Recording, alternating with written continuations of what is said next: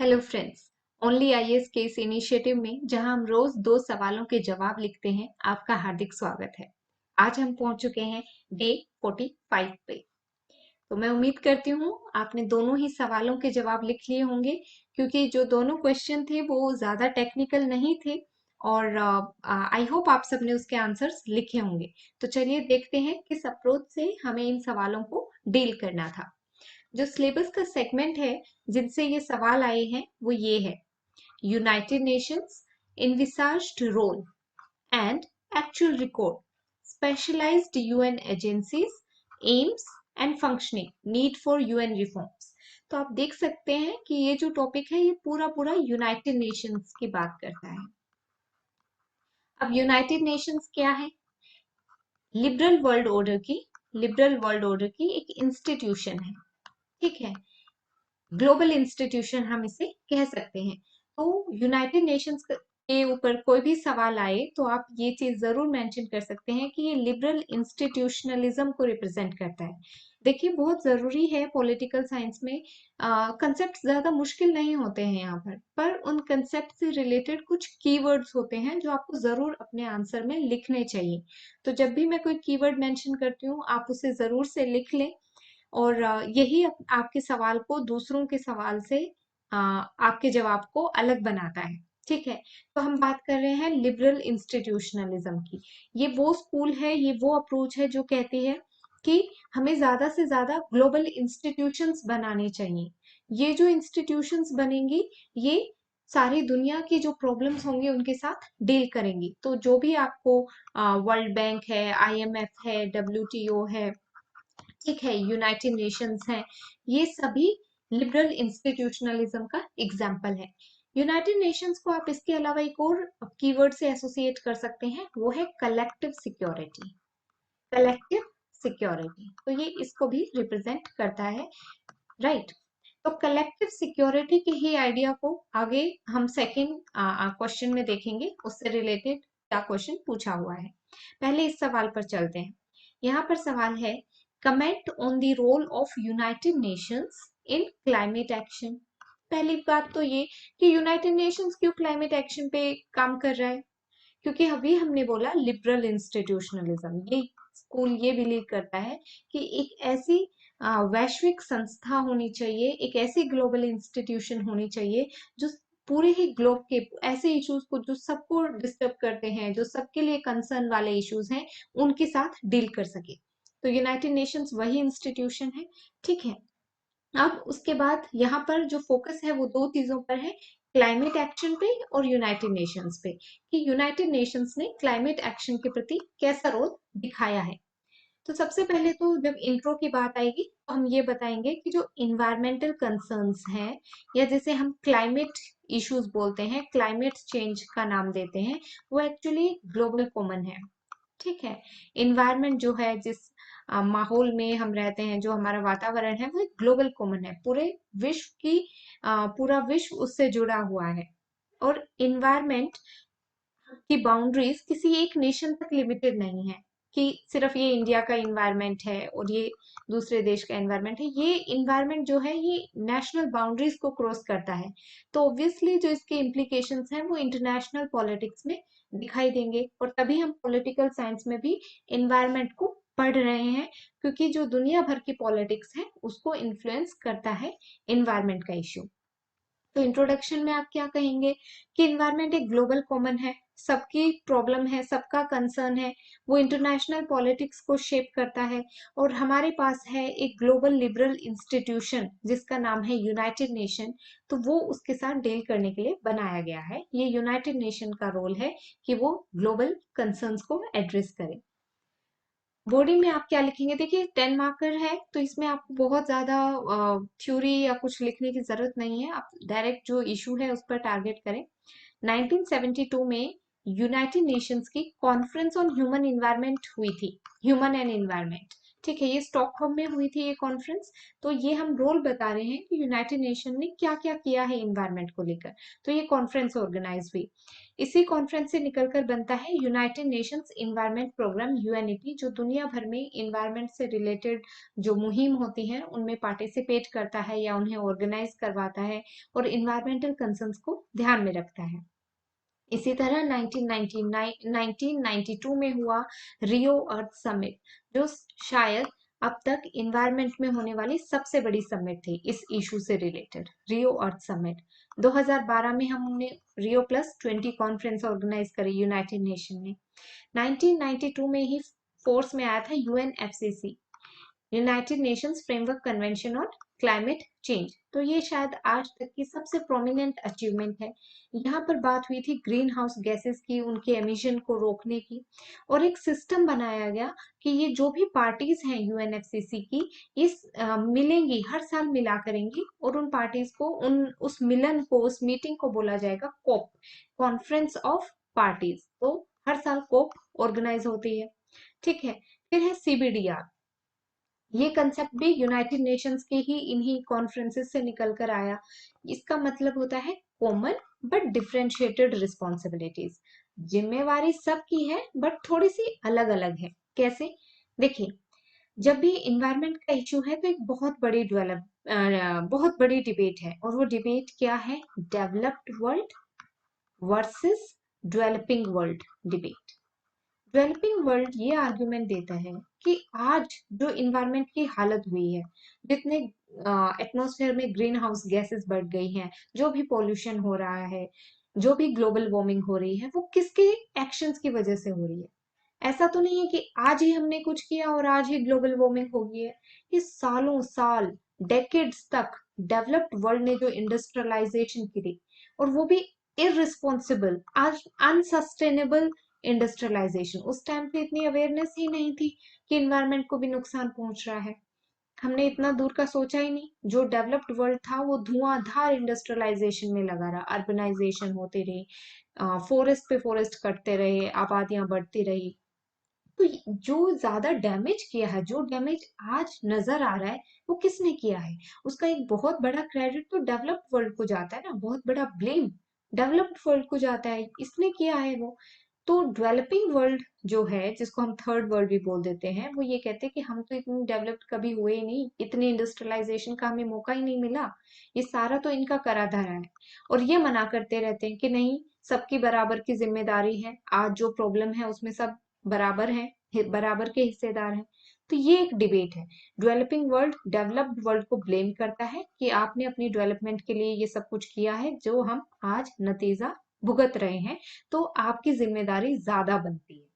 और आपकी जिम्मेदारी डिफरेंशिएटेड रिस्पॉन्सिबिलिटी है। कॉमन तो है, हम सब की जिम्मेदारी है इन्वायरमेंट के जो कंसर्न्स है, पर आपकी थोड़ी बढ़कर जिम्मेदारी है। इसलिए आप हमें फंड्स दीजिए, आप हमें टेक्नोलॉजी का ट्रांसफर कीजिए हमारे पास, ताकि हम भी इन्वायरमेंट के इश्यूज के साथ डील कर सकें। क्योंकि इन्वायरमेंट कंसर्न्स को डील करने के लिए दोनों चीजों की जरूरत है, पैसा चाहिए, फंड्स चाहिए, और टेक्नोलॉजी चाहिए। ठीक है, एक और डिबेट है, एक और कंसर्न है डेवलपिंग वर्ल्ड का, कि हमें भी तो डेवलप होने का मौका दो। हम तो अभी डेवलपिंग ही हैं, हमें भी डेवलप्ड बनना है, और उस डेवलप्ड बनने के प्रोसेस में बहुत ज्यादा इन्वायरमेंट को नुकसान हो जाता है। ठीक है, हम इंडस्ट्रियलाइजेशन करेंगे, हम इंडस्ट्रीज बसाएंगे, बनाएंगे, तो उससे कहीं ना कहीं इन्वायरमेंट को नुकसान पहुंचेगा। बट अगर आपको उस नुकसान को कम करना है तो हमें फंड्स दीजिए, टेक्नोलॉजी ट्रांसफर करिए हमारे यहाँ, and we will also move on the path of development. आप हमारे डेवलपमेंट को मत रोकिए। जब आपको डेवलप करना था, आपने धुआंधार इंडस्ट्रियलाइजेशन किया, आप खूब डेवलप हुए, और अब आप कह रहे हैं हमें कि जैसे COP26 में क्या इशू उठा था जो ग्लासगो में हुई थी, क्या बोला? डेवलप्ड वर्ल्ड कह रहा था कि कोयले के इस्तेमाल को फेज आउट कर दो, खत्म कर दो, कहीं कोयले का इस्तेमाल नहीं होना चाहिए। अभी डेवलप्ड वर्ल्ड तो कर सकता है क्योंकि उसके पास और टेक्नोलॉजीज आ गई हैं कोयले के अलावा, कोयले का अल्टरनेट है उसके पास। डेवलपिंग वर्ल्ड क्या करे? हमें तो कोयले की जरूरत है, हमें तो डेवलपमेंट करनी है। कोई एकदम एकदम से रेडिकल चेंज नहीं ला सकते। अब भी इंडिया की जो 60% एनर्जी नीड्स है कोयले से ही मीट हो रही है, और डेवलपिंग वर्ल्ड की जो और कंट्रीज हैं उनका भी यही हाल है। तो इंडिया ने डेवलपिंग वर्ल्ड के कंटेक्स्ट में ये बात बोली कि फेज आउट की जगह फेज डाउन करिए, हम धीरे धीरे कम कर देंगे कोयले का इस्तेमाल, ठीक है। बट आप ये ना बोले कि एकदम से बंद कर दो, ठीक। तो यही डेवलप्ड वर्ल्ड कहता है कि ये डेवलपिंग वर्ल्ड अभी पॉल्यूशन क्रिएट कर रहे हैं, इनकी वजह से हो रही है। पर डेवलपिंग वर्ल्ड कह रहे हैं अरे हमें भी तो डेवलपमेंट करने दो, और उस प्रोसेस में थोड़ा बहुत इन्वायरमेंट को लॉस होगा तो उससे निपटने के लिए आप हमें फंड्स दीजिए, आप टेक्नोलॉजी ट्रांसफर करिए, आपके पास दोनों चीजें हैं। और डेवलप्ड वर्ल्ड ये करने से मना करता है। तो ये कंसेप्ट है कॉमन बट डिफरेंशिएटेड रिस्पॉन्सिबिलिटी का। और क्लाइमेट चेंज में जो सबसे बड़ी डिबेट है, सबसे बड़ा इशू है, वो मैं आपको एक्सप्लेन कर चुकी हूँ, ठीक है।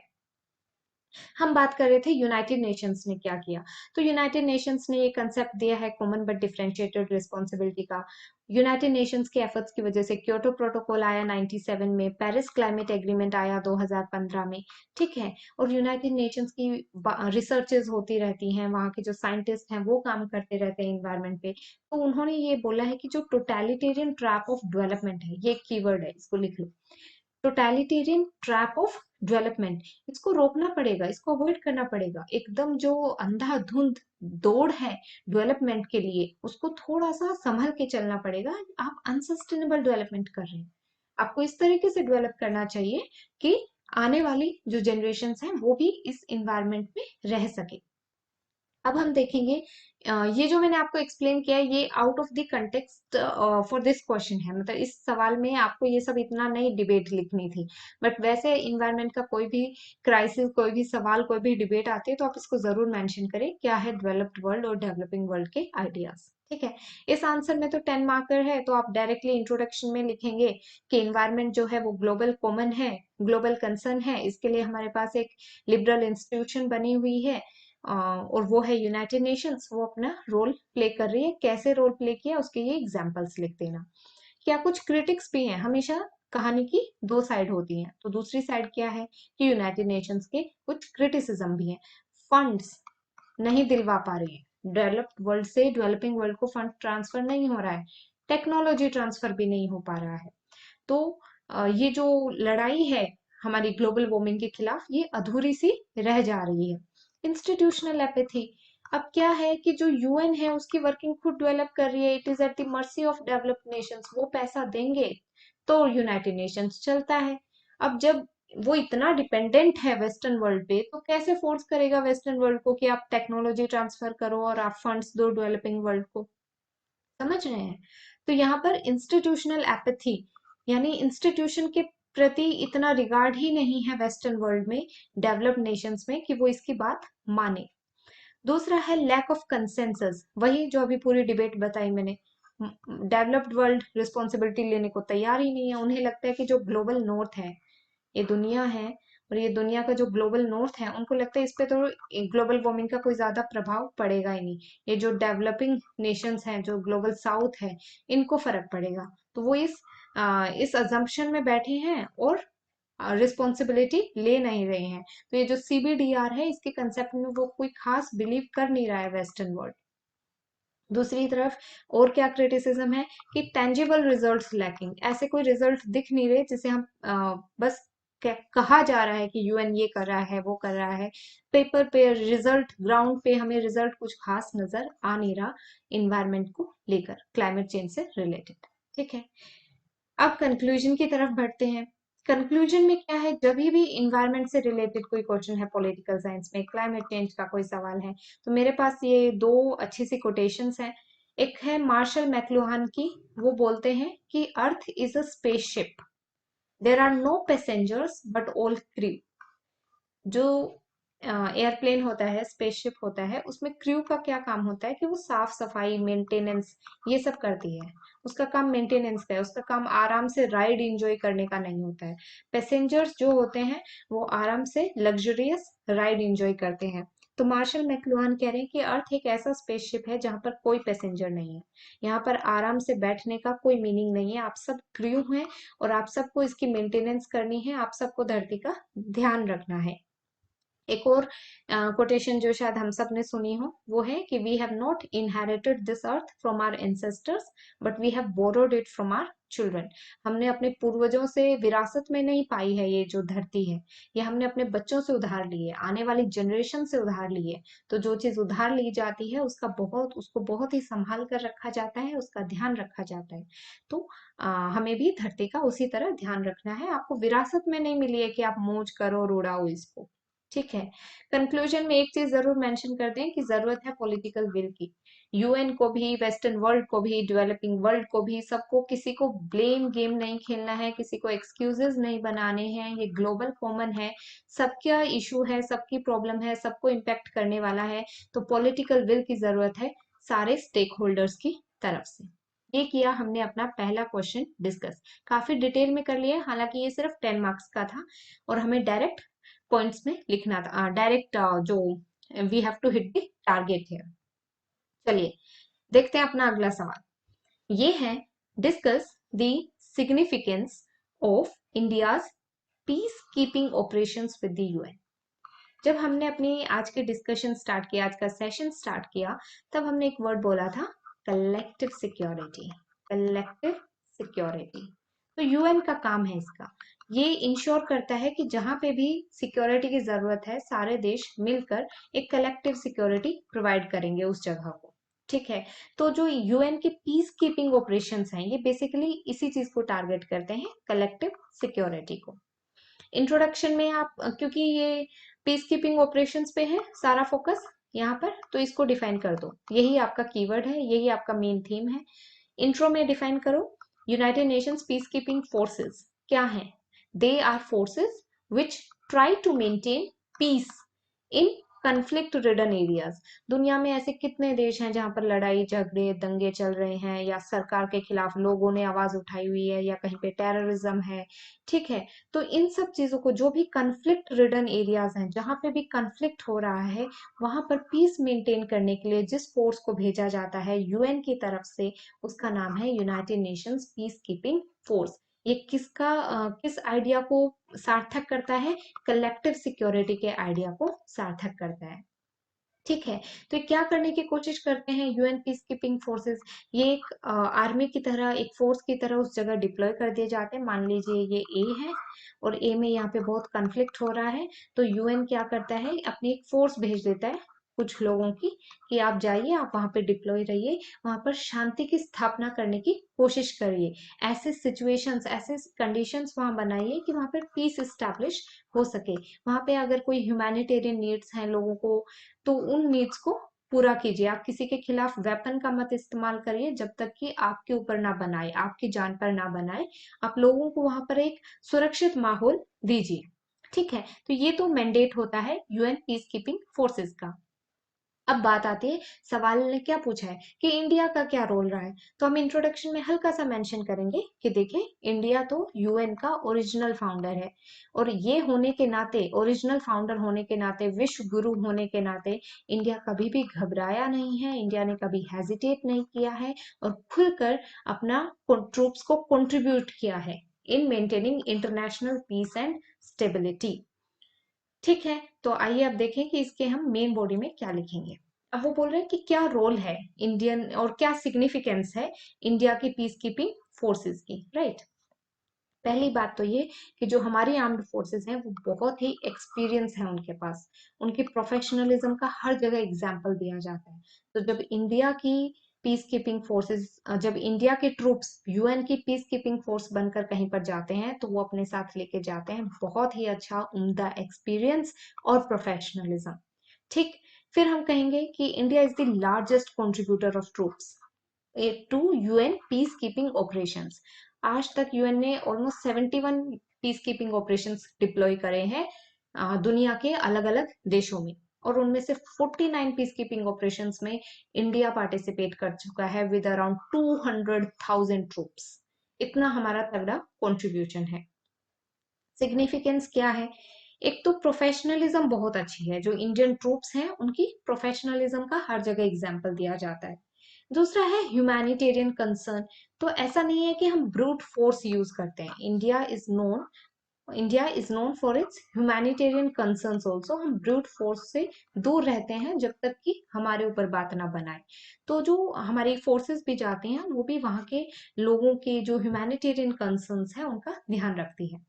जेंडर इक्वालिटी को हम लोग प्रमोट करते हैं। इसका एक एग्जाम्पल क्या है, 2007 में लाइबेरिया में इंडिया ने 125 पर्सनल ऑफ सीआरपीएफ, ये सारी विमेन थी, विमेन यूनिट थी ये, 125 पर्सनल्स की, ये भेजी 2007 में। ठीक है, क्यों?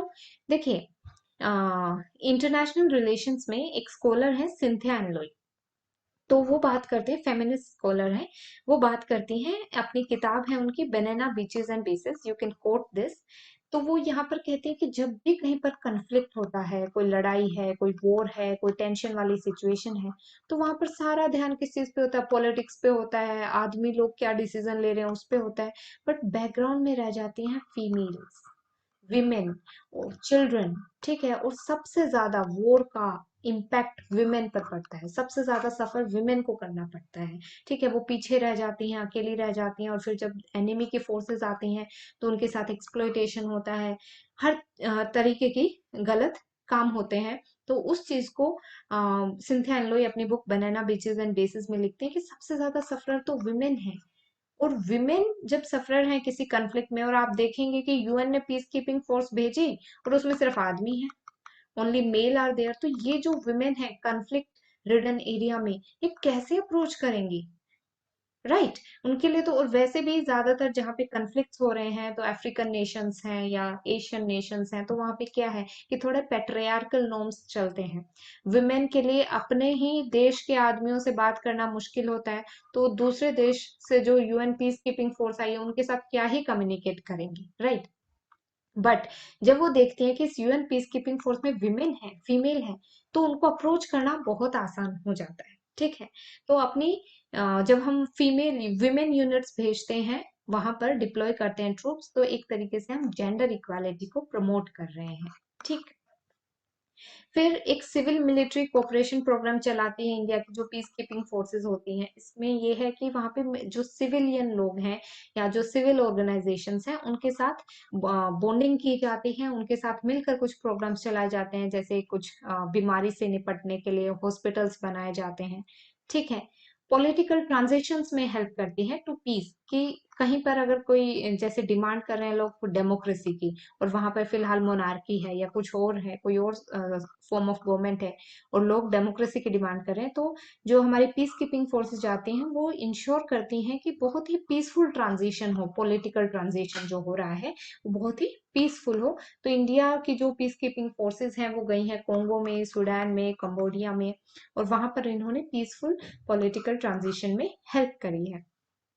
इंस्टीट्यूशन बिल्डिंग, नेमीबिया में इसका एग्जाम्पल है कि जब इंडिया की forces as UN peace keeping forces जब गई नामीबिया में, तो वहां पर इंस्टीट्यूशंस बनाने में भी हेल्प करी। ठीक है, उसके बाद ये सब चीजें हमने मेंशन करी, इंडिया का सिग्निफिकेंट रोल बताया यूएन पीस कीपिंग फोर्सेस में, और कंक्लूजन में हम क्या कहेंगे कि देखो हम इतना अच्छा कर रहे हैं, हमारी पीस कीपिंग फोर्सेस प्रोफेशनलिज्म के साथ जा रही हैं, एक्सपीरियंस के साथ जा रहे हैं, जेंडर इक्वालिटी हम प्रमोट कर रहे हैं, पीसफुल पॉलिटिकल चेंजेस लेकर आ रहे हैं, वहां पर लोगों की हेल्प कर रहे हैं, कॉन्फ्लिक्ट को पीस में कन्वर्ट कर रहे हैं, तो हम तो एक ग्लोबल लीडर हैं, हम तो विश्व गुरु हैं।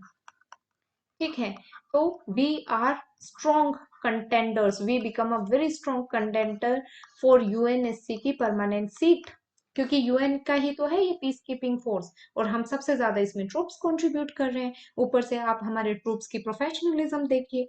ठीक है, तो जब भी हम डिमांड करते हैं कि हमें एक परमानेंट सीट चाहिए यूएनएससी में, तो उसमें एक ये हम आर्गुमेंट जरूर पेश करते हैं कि हमारी पीस कीपिंग फोर्सेस के प्रति हमारा कॉन्ट्रीब्यूशन देखिए। ठीक है, फिर जो एम्बेसडर हैं श्याम शरण जी, उनकी एक बहुत ही अच्छी किताब है how India sees the world, India के नजरिए से दुनिया कैसी है। ठीक है, ये उनकी किताब का नाम है how India sees the world. वहां पर वो एक खूबसूरत सी चीज कहते हैं कि India finds peace in the peace of the world.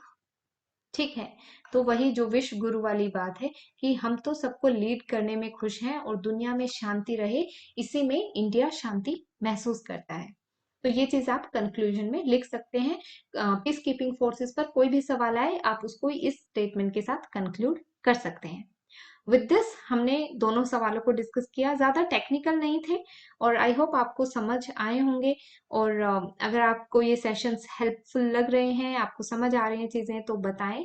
And all the very best. आप लिखते रहिए, जितना आप लिखेंगे उतनी ही आपकी राइटिंग एबिलिटीज अच्छी होंगी और आप आने वाले मेंस में अच्छा परफॉर्म कर पाएंगे। All the very best. Thank you.